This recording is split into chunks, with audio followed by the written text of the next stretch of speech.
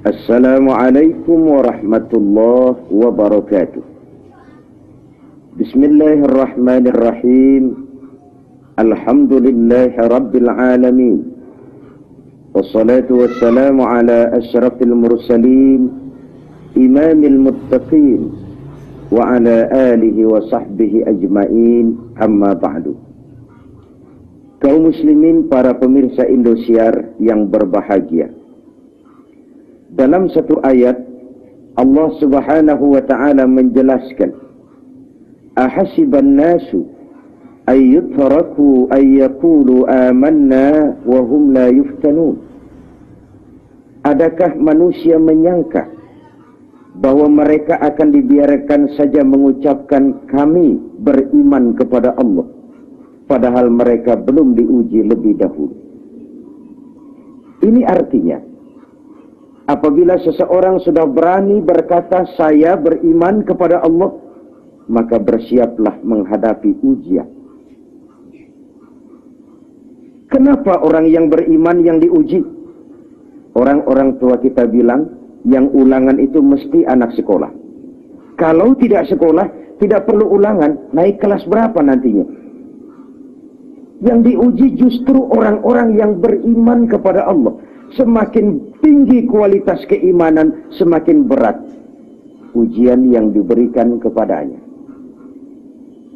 Rasulullah menjelaskan itu, inna asyaddal bala al-anbiya, summal awliya, summal ulama, summal amsal fal amsal, ubtuliyan nasu ala hasabidin. Ujian terberat yang diberikan Allah kepada para nabi, kemudian para wali, kemudian para ulama, ke bawah dan ke bawah bakal diuji setiap orang menurut kekuatannya memegang agama. Semakin teguh ia berpegang kepada agama, semakin berat ujian yang akan diberikan kepadanya. Kita lihat dari sejarah kehidupan para rasul, tidak ada rasul yang dianak emaskan. Semua berjuang, semua menderita, semua berhadapan dengan cobaan, ujian, fitnahan, cemoohan, bahkan nyawa taruhannya. Ada rasul yang oleh karena tidak mau mengikuti doktrin penguasanya yang zalim, bahkan menghancurkan berhala-berhala yang disembah penguasanya, ditangkap, dibakar hidup-hidup. Nabi Ibrahim. Ada rasul yang tanpa dosa difitnah 9 tahun mendekam dalam penjara tanpa dosa. Nabi Yusuf alaihi salam. Ada rasul yang oleh karena dianggap mengidap penyakit yang menjijikan, dikucilkan dari lingkungan bertahun-tahun. Nabi Ayub. Diuji dengan kemiskinan. Ada rasul yang di dalam melaksanakan dakwah berhadapan dengan putranya sendiri yang membangkang. Nabi Nuh. Ada rasul yang diuji dengan istrinya sendiri yang pembangkang. Nabi Lut. Diuji dengan anak, diuji dengan istri, diuji berhadapan dengan penguasa yang zalim. Namun satu kali kaki melangkah ke depan, pantang surut mundur ke belakang. Semakin tinggi cobaan, semakin membaja iman, semakin mengkristal akidah, semakin terbentuk keyakinan. Ini yang perlu kita jadikan contoh. Jujur, zaman sekarang banyak orang bisa memberikan contoh, tapi sedikit orang yang bisa menjadi contoh. Kita lalu krisis figur. Kalau memberikan contoh, siapa saja bisa, selesai. Tapi menjadi contoh mengandung kontinuitas. Maka Rasulullah itu, beliau bukan memberi contoh, tapi menjadi contoh.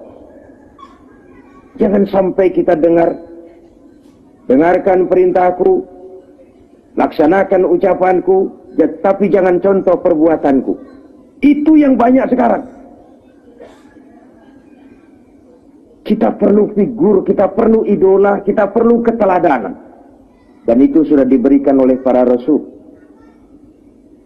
Lalu Allah subhanahu wa ta'ala menjelaskan, وَنَبْلُكُمْ بِالْخَيْرِ وَالشَّرِّ. Kami akan coba, kami akan uji kamu dengan yang enak dan dengan yang tidak enak.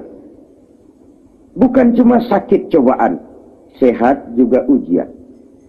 Bukan cuma miskin ujian, kaya itu pun cobaan.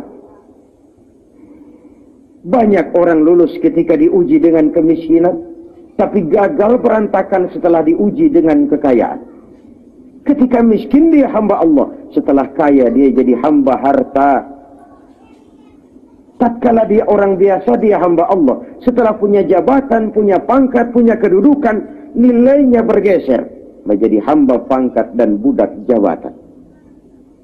Mengalami proses degradasi. Banyak orang tadinya dengan lantang teriak-teriak berantas korupsi, ganyang korupsi, cuma karena belum dapat kesempatan. Setelah dia naik dapat kesempatan, korupsinya bisa lebih gila dari orang yang dia teriaki. Proses pergeseran nilai ini terjadi karena orang tidak punya stabilitas temperatur batin. Dan itu karena rapuhnya nilai-nilai keimanan.